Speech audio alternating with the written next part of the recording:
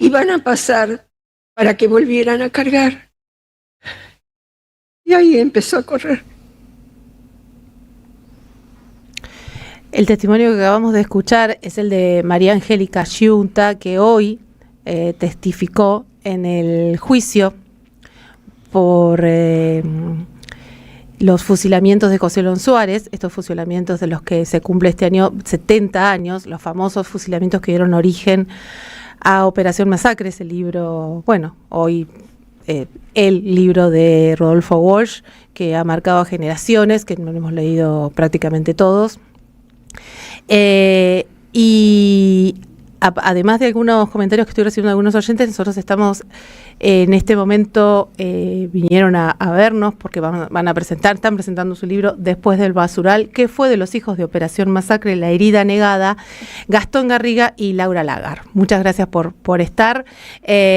Bueno, queríamos arrancar con este audio porque además de que se está llevando en este momento a cabo el juicio de reparación histórica para estas familias que aún tienen obviamente un montón de descendientes, y que hay algo que vos decís en el libro, Gastón, ni bien arranca, y que es verdad, que yo no me lo había puesto a pensar, que después de que nosotros hemos tenido los juicios de la memoria, la verdad y la justicia, y que en realidad es un país que habla constantemente y que busca reparar los daños de la dictadura, de las distintas dictaduras,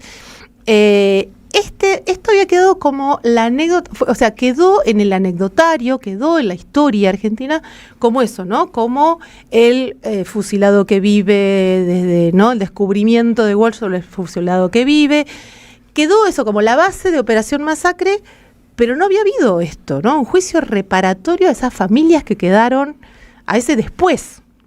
Y aparte, bueno, recordemos que no todos murieron. Bueno, cuénteme un poco cómo surge la idea de Después del Basural. Bueno, buenas noches, gracias por la invitación. Primero, respecto a lo que vos decís, para mí hay dos grandes omisiones. Obviamente, no vamos a descubrir ahora el trabajo que hizo Rodolfo Walsh. Lo que agregamos nosotros, que era imposible decirlo en ese momento, es que lo fusilaron por peronistas. Claro. ¿Sí? Porque era el origen. Estaban en la resistencia peronista, estaban organizando la resistencia. La proto-resistencia peronista, podríamos decir. Ahí se empieza a organizar la resistencia peronista. Ahí, digamos, hacía muy pocos meses que se había firmado el decreto 4161 de proscripción, y se empieza a organizar... Año 56. 56, sí. El golpe había sido en septiembre del 55. A fin del 55, principio del 56, se produce el golpe dentro del golpe. Es decir, Leonardi tenía una relación como de no tan tirante con el peronismo. Aramburu y Rojas no. Y bueno, el movimiento de Valle estaba infiltrado de punta a punta. Deciden dejarlo correr para dar un mensaje aleccionador. Eso es lo que ocurrió. De hecho, Valle sabía que la revolución estaba vendida. ¿O hay como registros de eso, o no? O sea, como en un momento le dice en general, Valle, la revolución está vendida. Yo tenía entendido eso, seguro. Y ellos deciden avanzar igual. Sí, no lo sé exactamente. Nosotros, yo en lo personal, a ver, entre el 9 y el 12 de junio hay un alzamiento muy importante que tiene varios capítulos, ¿sí? La columna norte, que es el trabajo que hicimos nosotros, hay un capítulo que es Campo de Mayo, hay un capítulo que es La Plata, hay un capítulo que es Lanús Avellaneda, y hay un capítulo que es la provincia de La Pampa. Nosotros nos centramos en la línea norte, que es la que, digamos, en la cual se inserta los fusilamientos de estas 12 personas. Es muy interesante también en el libro cómo reconstruís, porque uno se imagina a José León Suárez y no es el José León Suárez de hoy, ¿no? Esos pantanos al lado de la vía. Bueno, ¿no? Y lo que pasó esa noche, que no había tal partida de truco, que no había, ¿no? Que había como otra historia, y quiénes sabían lo que estaban haciendo, quiénes esperaban que los fueran a buscar y quiénes no. Bueno, un poco lo que estábamos conversando recién, ¿no? No sé, por algo lo puedo contar mejor, Lau. No, ellos se habían juntado a escuchar la pelea, que era algo... Pensemos que también no había televisión, era la radio el medio de encuentro, y esperando la proclama. Claro. Ese era, digamos, esperaban la proclama, sabían que iba a estar esa proclama, claro, la señal, y a partir de esa señal ellos iban a accionar. Unos iban a ir hacia Plaza de Mayo y otros iban a ir hacia los Arsenales. También la idea era, o una versión también, es que vayan al gasoducto que queda en Constituyentes y General Paz, como que era que lo iban a volar, y entonces iba a ser una gran, digamos, acción y van a provocar que la gente salga. La intención era derrocar el golpe del 56, digamos. Restablecer la democracia. La vuelta de Perón. Eventualmente, si no era la vuelta de Perón, elecciones. Muy prontamente, ¿no? Porque estamos hablando de junio del 56, o sea, no había pasado ni un año de la Revolución Libertadora. Habían pasado 9 meses. 9 meses, o sea, había resistencia de entrada. Sí, por parte de militares y civiles. Eso era como la clave, ¿no? De que había focos civiles y focos militares unidos. Bien, sobre todo, digo, ahí en términos de militares y civiles, tenías un ejército leal a Perón, ejército de tierra, leal a Perón, y una marina y una gran parte de la aeronáutica más oligárquica, aristocrática, más ligada al golpe. Línea dura. Efectivamente. Sí, que de hecho habían hecho los bombardeos. Exactamente. Ya para esa época. Bueno, y sigue, y ustedes reconstruyen a partir un poco de los documentos históricos y van a buscar a quienes quedan después. A las familias. A las familias, pero digo que no habíamos recuperado historias no habían hablado en otra oportunidad las familias. Sí habían hecho, yo vengo teniendo hace mucho relación con ellos y vengo investigando. Ya había hecho un documental cuando se cumplieron los 60 años, que es Hay un fusilado que vive, que empezó siendo un trabajo para trabajar con las escuelas y el territorio. ¿Qué nos pasaba a nosotros viviendo ahí que no sabíamos lo que había ocurrido en nuestros barrios? Entonces ahí empezamos mucho la relación con las familias. ¿Vos estás en Vicente López ahora y vos también vivís ahí en Vicente López? No, yo vivo en San Andrés, en San Martín. Yo vivo cerca de donde los secuestraron y yo vivo cerca de donde los mataron. Claro. Y encontraron ahí esa necesidad. Yo vivo a la vuelta de donde fueron los fusilamientos de Camilo Gorman y Ladislao, el sacerdote. Claro, que también es un hecho que pasó en San Martín y que nosotros, cuando en la película salió Camila en los 80, no sabíamos que eso había pasado en nuestros barrios. Cuando sale la película y todo el mundo empieza a hablar, Camila, ¿y dónde fue? Fue a la vuelta de mi casa. ¿Y cómo que no sabían? ¿Y qué nos pasa a nosotros viviendo en el barrio y que al mismo tiempo no sabemos de las historias y de la historia, ¿no? Sí, o conocemos como la historia general y no tenemos esa relación con el territorio de lo que pasó que camino ahí. Yo todos los días, que voy a comprar el pan al lado, que es mi espacio, mi identidad. ¿Y las familias siguen viviendo ahí? ¿Cuál es? La de los fusilados. Las de los fusilados viven algunas en Boulogne, otras viven en Pilar. Bueno, pero es la zona. De las 5 familias, hay una que vive en la misma casa, una que vive en el mismo barrio, pero en otra casa. Hay una familia que prácticamente la aniquilaron. De la dictadura del 76 completó el trabajo. Ese es otro punto también, ¿no? La línea que los une. Lizazos. Tipo Ostergel. Exactamente. Dos épocas. Sí. Y después hay 2 familias que se mudaron. Que ya no están ahí, pero ustedes tuvieron acceso a hablar con ellos. Sí. ¿Y qué es lo que, digamos, por qué sintieron la necesidad de escribir hoy este libro después del basural? Es parte ya de nuestra, digamos. Yo te decía que venía investigando, ya generé una relación con ellos que es de familia, ¿no? Si bien no es la familia porque no nos une lo sanguíneo, pero sí nos une ese dolor o esa una transmisión histórica. Ajá, sí. No soy de la época, pero al mismo tiempo. ¿Y de qué líneas, digamos, los sobrevivientes de esta gente, estamos hablando de terceras generaciones? Tenemos hijas y nietos. Hay hijas y nietos. Y hoy nació un bisnieto. Hoy nació Lorenzo de la familia Carranza. Así que a las 5 de la mañana ayer la internaron a la bisnieta y nació y llegaron con la foto de que había llegado. Bueno, no es menor el dato, ¿no? Porque es verdad igual que durante muchos años hasta la llegada de Néstor, este hecho estuvo oculto, salvo por el libro de Rodolfo Walsh, que en su época fue muy, muy revolucionario sacar alguien que hable sobre ese tema, porque incluso las familias tenían miedo. Exacto, pero muchas veces, o al menos también nos pasa, que el libro es la literatura, pero no está interiorizado en la gente de que esto pasó en nuestro lugar. Y eso es lo interesante de lo que nos está pasando hoy en San Martín.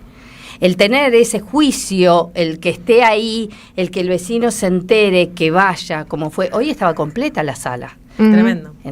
Fueron las escuelas, el primer día 10 escuelas, la segunda vez 10 escuelas, hoy lo mismo, estaba completo de pibes.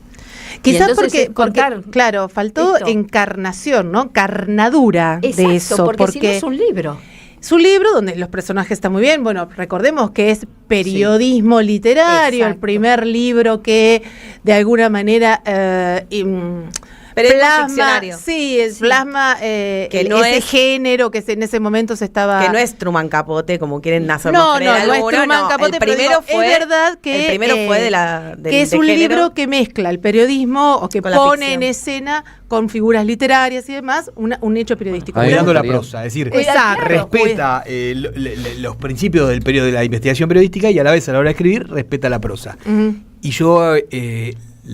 más allá de, digamos, la diferencia de tiempo, de que cronológicamente Operación Masacre es anterior, soy un lector de Capote, me encanta lo que hace, pero es muy distinto contar un crimen de Estado que contar el crimen de dos marginales. Totalmente, claro. Crimen privado en todo caso. Crimen privado, sí. Pero bueno, es verdad también que a partir de ese hecho, digamos, él avanza a través del testimonio de Libraga, que es este fusilado que él encuentra, que vive, que encuentra, que no era el único que no era, o que no sabía para qué estaba en esa reunión. ¿Por qué estaba en esa reunión? Libraga era colectivero. Lo que había, digamos, todos los demás, digamos, los 5 caídos tenían militancia peronista. Ajá.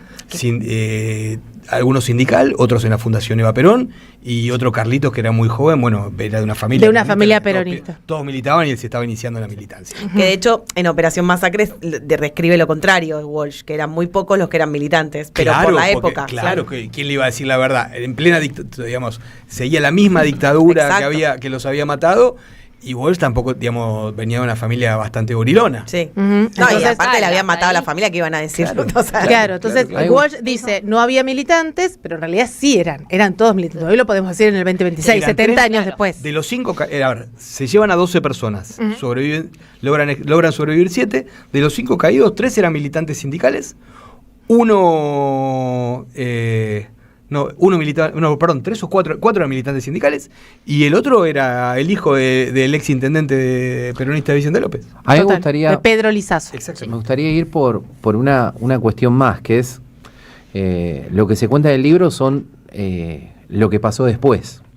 Y en ese que pasó después hay dos cosas. Una, la recuperación de ese espacio, como decía bien Susana, en un momento había un basural, estaba lleno de juncos, y hoy es un espacio donde hay actividades culturales, donde hay vida, donde hay actividades deportivas, y por otro, la militancia de los familiares. Digo, en la figura, por ejemplo, de la Negra Carranza, cuando yo empecé a militar, yo llegaba mal dormido a las 7:30 de la mañana a una actividad y la que te recibía con un mate era la Negra.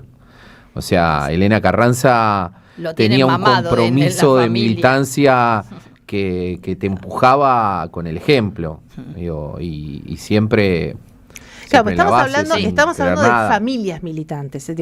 Ellos fueron los que fueron detenidos y fusilados, pero detrás de ellos había familias militantes, porque los Lizazo, esto que vos contás en página 12, en ese artículo que salió hace poquitos días, el 8 de junio, sin mal no recuerdo, que pueden ir a ese artículo porque ahí está contado con detalle el caso de los Lizazo puntualmente, que también obviamente aparece en el libro, pero digo, estamos hablando de una familia de 6 hijos y todos eran militantes peronistas. Bueno, y la madre también, ¿no? Esto, como un poco decía, como el caso de los Osterheld, porque por ahí también los Osterheld tienen como más prensa y los Lizazo menos. Exacto. ¿No? ¿No? Sí, pero igual son muy reconocidos, al menos en lo que es zona norte. Claro, en zona norte. Bueno, y ahí yo me enteré que eran de Olavarría, oriundos de Olavarría. Y también hay una cosa Lizazo en Olavarría, por lo menos debe haber familiares. Bueno, es un apellido que pesa. El odio militante siguió muy entrado a los 70. Digo, está la historia de Susana Valle también, que es la hija de Valle, que fue torturada.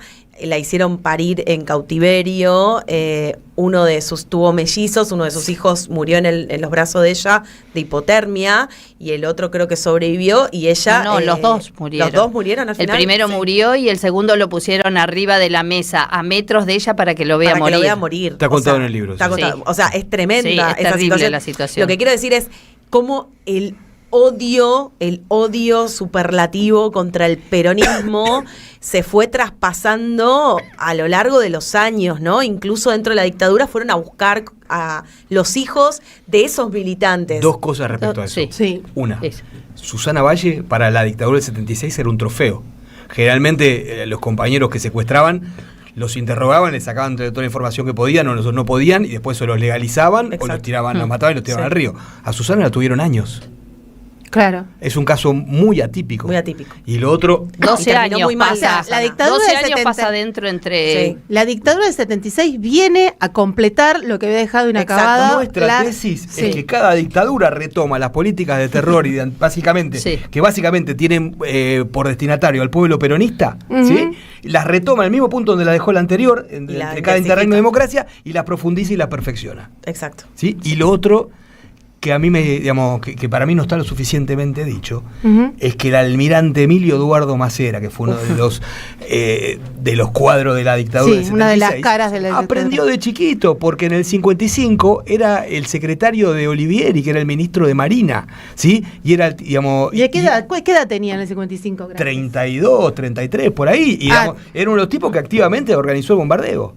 ¿Sí? Hay una continuidad de las dictaduras, esto punto 1. Y bueno, punto sí, 2, hay una continuidad porque hay una continuidad de los personajes, pero nosotros viste que no lo estudiamos así, como ahora... No. A ver, perdóname. Sí, no. Por favor. Te apasiona. Claro. Igual está bien, nos contenemos. Nos tratan de instalar que los 70 es un tema de doctrina, la doctrina de seguridad nacional, que es un tema de izquierdas y derechas, del marxismo, bla, bla, bla, bla. Eso es una operación para ocultar que el grano en el culo de la oligarquía argentina es el peronismo. Y los grandes crímenes fueron perpetrados contra el peronismo. Porque el que transformó la Argentina, mucho o poco, es el peronismo. Totalmente. Hay una cosa que te digo que...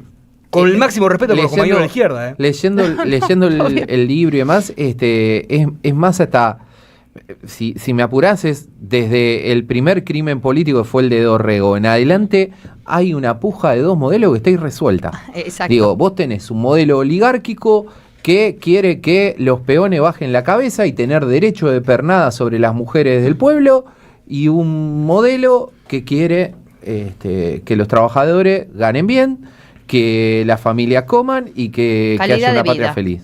¿Es esa la discusión de país? Bueno, y hoy han encontrado otros métodos no tan violentos, bueno, no tan violentos, no, tan violentos, pero digo, no nos fusilan en un descampado de José León Suárez, pero te meten preso. Pero te fusilan mediáticamente, o te meten preso, o te niegan, o te violentan permanentemente, ¿no? Si sos mujer y peronista, digo, por esto de retomar las dos vertientes que mencionaba Gastón. Y que me parece súper interesante, porque es verdad que estudiamos también la historia. Esto de que vos decías, bueno, van las escuelas y las escuelas hoy están en el juicio. Cuando uno estudia la historia, la estudia así fragmentada, como si la dictadura del 76 hubiera empezado el 1 de marzo el 24 de marzo del 76. ¿No? Y se come estas continuidades históricas de que estamos hablando de los mismos personajes, que estamos hablando del mismo plan, que viene del 30. El mismo odio. Del mismo odio, tal cual. Exacto. Y que, bueno, y que sí, que siempre va, y que de las mismas víctimas también, ¿no? Del pueblo peronista. Contame un poco más qué descubrieron o qué es lo que no sabían cuando empezó el libro, cuando empezaron con la idea, y qué descubrieron en el transcurso, que por ahí los sorprendió. Pasaron que ya ni sé. A ver ¿qué nos descubre? Una cosa que a mí me... Porque vos partiste de esta hipótesis, bueno, además de confirmarla, pero ¿qué te pasó? No sabía. No, lo que me pasó es que, a ver, yo me mudé a Florida de grande. Sí, no hace tanto. No hace tanto. Y nada, me sentí totalmente abrazado por el barrio, digamos. Está la casa del Loro. Está la casa de Lizazo. Exactamente, ahí muy cerquita. ¿Y vos sentiste que tu causa era esa? Aunque recién llegabas al barrio, encontraste ahí un lugar. Y nos fuimos, digamos que esta historia y yo nos fuimos mirando, nos fuimos sosteniendo la mirada, nos fuimos sonriendo, y en un momento no sé cuánto yo elegí la historia me eligió, pero en un momento se convirtió en un imperativo. Yo creo que lo pasó por arriba la historia él. Él termina viviendo en el mismo barrio, en la misma cuadra donde es la casa que se lo llevaron, donde entra en su casa y cuando se muda a esa casa se encuentra que en una de las paredes tiene un diseño de las No Me Olvides y entonces todo lo llevaba. El grupo que formó se llama No Me Olvides. Pero vos formaste el grupo, discúlpame, pero yo lo conozco hace mucho a Gastón. Sí. Y yo desde el 2016 que te conozco con el No Me Olvides. Efectivamente. A mí siempre me interesó la historia de la resistencia peronista. Por eso, vos ya estabas con el No Me Olvides. Sí, te mudaste de casualidad ahí. Me mudé ahí unos años más tarde. De casualidad te mudaste ahí. Sí, y entras a una casa donde está pintada en una pared los No Me Olvides. Sí. Bueno, claramente la historia te eligió a vos, Gastón. Por eso eran esa duda que venían cerrando. Claro, no podías hacerte el bobo ahí. No, es impresionante, o sea, lo contás y es como se me pone un poco la piel de gallina, ¿no? Y sí. ¿Y a vos, Laura, cómo te llega? Y a mí me llega a partir del 2016, en que empezamos a pensar los 60 años, cómo contar la historia. Hay una reunión entre toda la dirigencia política, los docentes, la comunidad de San Martín que quería pensar en conjunto. A partir de eso, una señora que es de San Martín, que se llama Elsa Logiaco, que acá seguro la conocen, y ella me llamó para ver de pensar. Yo soy documentalista, soy del primer grupo de egresados de la Universidad de Madres en periodismo de investigación. ¡Qué orgullo! Sí, qué bueno. En el 2003 presentamos como periodistas el 7 de junio en Neuquén un documental que se llama Uso mis manos, uso mis ideas, y Eve viajó con nosotros. Allá hicimos toda la presentación, 7 grados bajo cero, la pasamos bárbaro. Tenés los recuerdos muy vívidos. Los recuerdos muy vívidos. Bueno, y ahí empezó mi trabajo. Yo es más, hago periodismo de investigación y lo plasmo más en documental. Uh-huh. Bueno, y entonces empecé a investigar toda la historia, cómo llegar a los chicos, cómo llegar a la escuela, a la comunidad, y ahí fui entrando. Hice ese primer corte de documental que fue seleccionado para el Festival de Cine Mar del Plata. Cuando voy a Mar del Plata, como todo lo que hacemos es a pulmón, independiente, cómo podíamos promocionar la película, y se nos ocurrió hacer, por ejemplo, un partido de fútbol en la Rambla. Uh-huh. Para eso, en ese momento, el Club Central Ballester había diseñado su camiseta para jugar, que era un campeonato, con el diseño de los fusilamientos. Y entonces, ese partido que teníamos que jugar, por ejemplo, la AFA se lo suspendió 3 veces y le hizo pagar la seguridad por los 3 partidos. Hasta el final se pudo hacer. Las camisetas tenían los nombres de los fusilados atrás. Estaba Libraga, Lizazo. Libraga vino a la Argentina en ese momento, dio el puntapié inicial en el partido. Y ahí fui entrando en lo que era la historia, el contacto con los familiares. Ellos viajaron conmigo a Mar del Plata, hicimos una mesa de 60 años, memoria y comunidad e identidad. Nos acompañó también Gustavo Campana. Uh-huh. Rompimos, digamos, las estructuras de lo que es el cine tradicional, de que siempre es todo. Del Festival de Mar del Plata. Claro, en el Festival de Mar del Plata, que sabemos con cómo un macrismo es. Recién llegado. Exacto, y entonces rompimos con eso, que fue la manera de tener algo de prensa, pudimos llenar la sala, todas las funciones, y eso nos ayudó. Estar con Central Ballester, que hizo la camiseta, también rompió mucho. Totalmente. Porque la gente seguía el fútbol y se seguía esa camiseta y se apropiaba de una historia local. De la historia. Entonces, ¿cómo trabajamos? La historia desde lo cultural, desde el deporte, y que nos atraviese en el barrio y que tenga empatía. Todo eso trabajamos. No, y además agarraron un hecho histórico que fue ignorado por la historia durante muchísimos años, ¿no? Exacto. Digo, hasta esta reivindicación pública que hizo el presidente Néstor Kirchner, claro, con Libraga, que fue impresionante, pero después se continuó con el comité de familiares para pedir justicia, pero digo, recién 70 años después llega el juicio. Claro. O sea, tuvieron... Y te digo que nosotros ahí tenemos bastante que ver con ese juicio. Y pero es que o sea, el juicio se está desarrollando hoy, 2026. Ayer, anteayer y hoy. ¿Y hay acusados? No, es increíble. Sí, son... No, presente, claro. Es Aramburu y Rojas. que son las cabezas, pero, Desiderio Fernández Suárez, Fernández Moreno. Rodríguez Moreno, que son los fusiladores. Los fusiladores. Nunca fueron acusados de nada. No. Tuvieron libres toda su vida. Sí. O sea, estas personas que dieron las órdenes para fusilar y que después empuñaron el arma a ciudadanos argentinos. En un momento Aramburu pensó que podía ser candidato a presidente por los votos. Bueno, sí, todo y quien le cortó Macera el camino también. fue Susana Valle. Claro. No, Susana Valle fue una militante muy importante para la historia argentina, que creo reivindicar su memoria. Bastante invisibilizada. Muy también. invisibilizada, y además ella terminó pobre, muy mal físicamente, digamos, ¿no? Muy bueno, enferma. con la tortura. Por eso, muy enferma psíquica y físicamente, y le puso el cuerpo mucho a los compañeros, a la militancia, con un coraje que exacto, muy es pocas una veces mujer visto, ¿no? En ese momento un cuadrazo que salió en la lucha y que no tenía el espacio en la historia, digamos, el lugar que corresponde. Total. Como él te decía, que fue trofeo, apenas es el golpe, al otro día ella se había ido a vivir a Córdoba y la van a buscar a la casa y se la llevan presa. Y ella estaba en su casa. El 25 de marzo.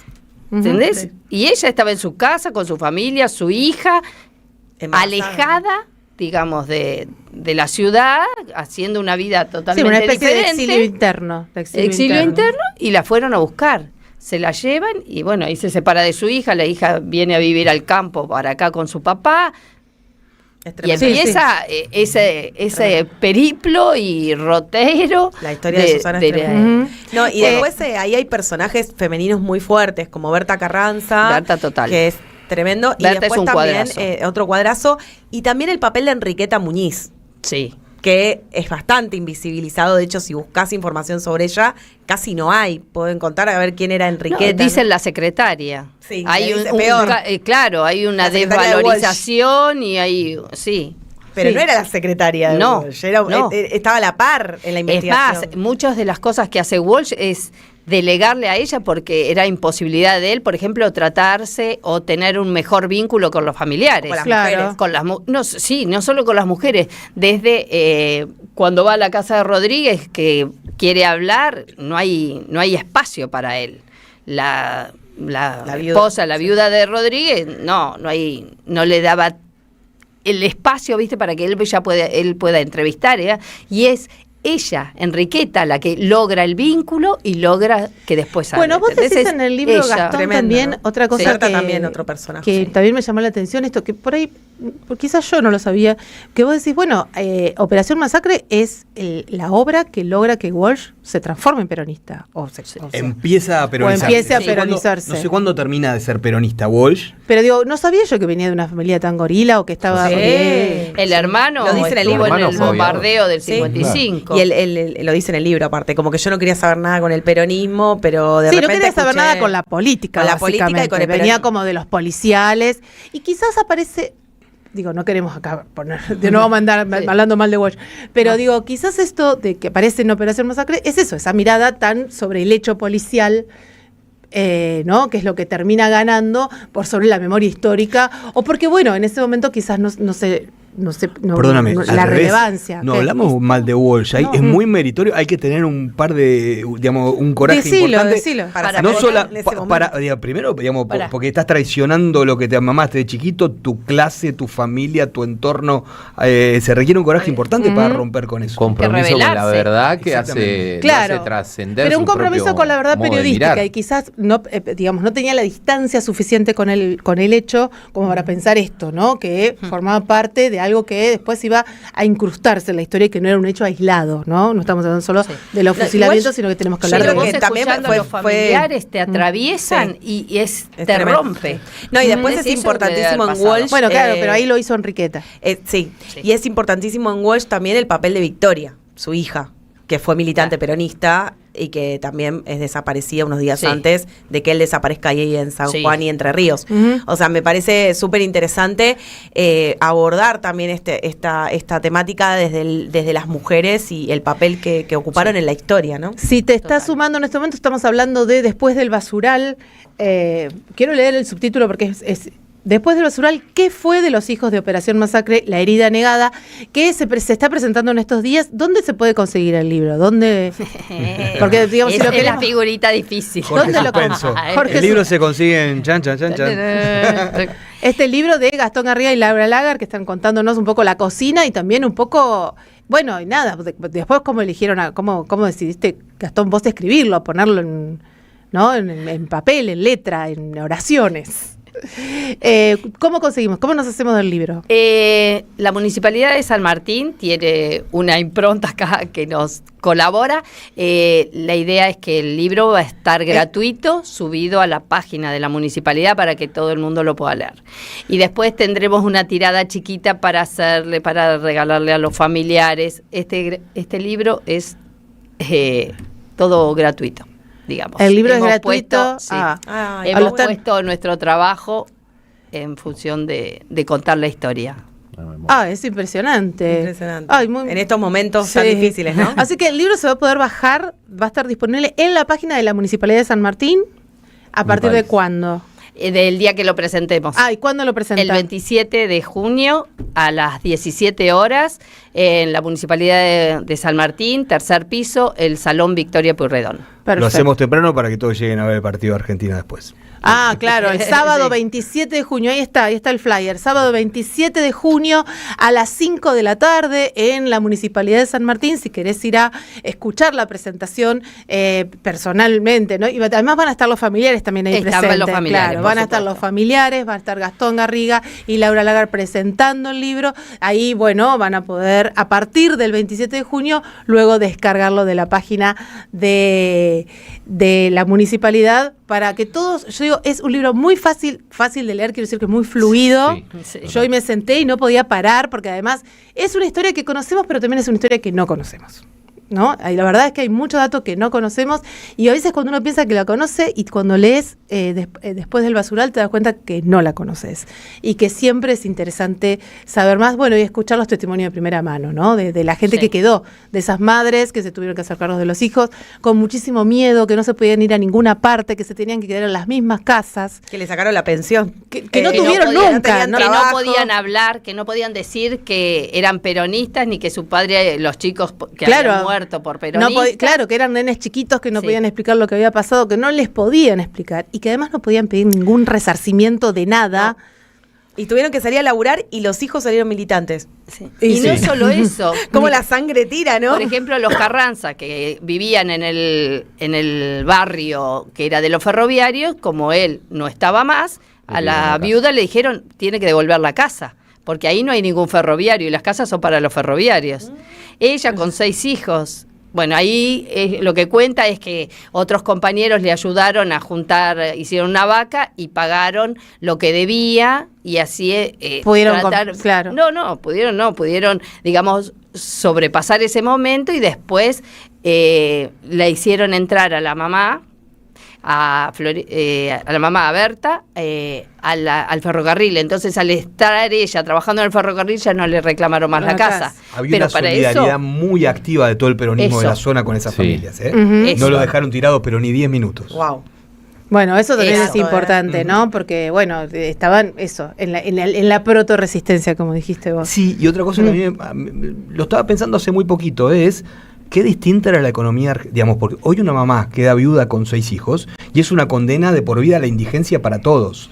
Remando en dulce de leche, haciendo changas, cosiendo, lavando ropa, cuidando pibes, hasta que pudieron conseguir un empleo formal, pero a ningún pibe le faltó nada, todos fueron a la escuela, todos terminaron, todos tuvieron su plato de comida, todos, digamos, es decir, se podía y se puede vivir de otra forma, ¿no? Totalmente, se puede, y esta gente lo entendió muy rápidamente, porque salieron a defender a un Perón 6 meses después del golpe, y salieron a poner el cuerpo, no tuvieron nunca dudas de que Perón tenía que volver, ni se imaginaban que había que esperar 18 años después, ¿no?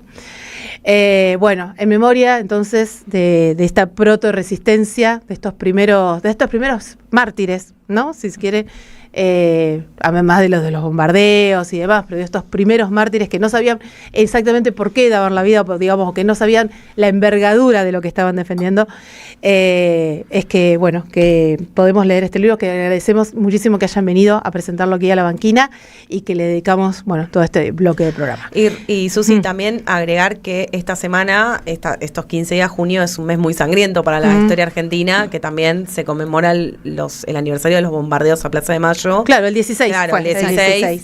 El 9, los fusilamientos, y esto en el marco de un mismo plan sistemático contra el peronismo y contra la ciudadanía argentina, porque lo de Plaza de Mayo fue así, al pasar, cualquiera que estaba caminando. Más de 300 víctimas. Sí, por eso, exacto. Cuando llega junio siempre decimos que se termine rápido este mes. Y duele, sí, ¿no? Junio duele rojo en el pecho, porque también Maxi, Darío y el Oso Cisneros, la semana que viene, 26 y 27. Totalmente. Sí. Bueno, solo una cosita agregar. Que el libro lo pudimos también hacer, todo el diseño, con Carla Mercau, que también es una estudiante de la Escuela Bernit de San Martín, que se puso al hombro todo el armado. No, también de manera gratuita. Si no me van a decir cosas.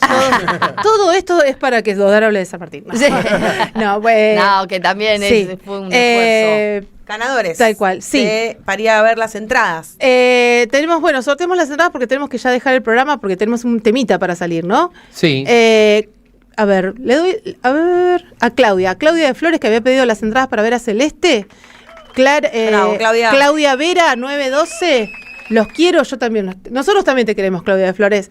Y vamos a cerrar este bloque con el tema que eligió. Gracias por venir de nuevo. Y ahí vamos a estar en la presentación del libro y recordándolo acá. Vamos a escuchar a Cafrune diciendo: sepan que yo solo muero si ustedes van aflojando, porque el que murió peleando vive en cada compañero, milonga del fusilado. Ah, muy bien, claro. Tenemos que cerrar con eso. Nosotros nos despedimos hasta el viernes que viene a las 9 de la noche, acá en la banquina, por la M530, la M de la radio, la MDB. Muchas gracias por estar ahí, gracias a ustedes por venir, gracias Camila, gracias equipo, y nos vamos ahí con Cafrune y la milonga del fusilado. Sí, y a laburar porque las sábanas de Adorni no se pagan solas. Por favor,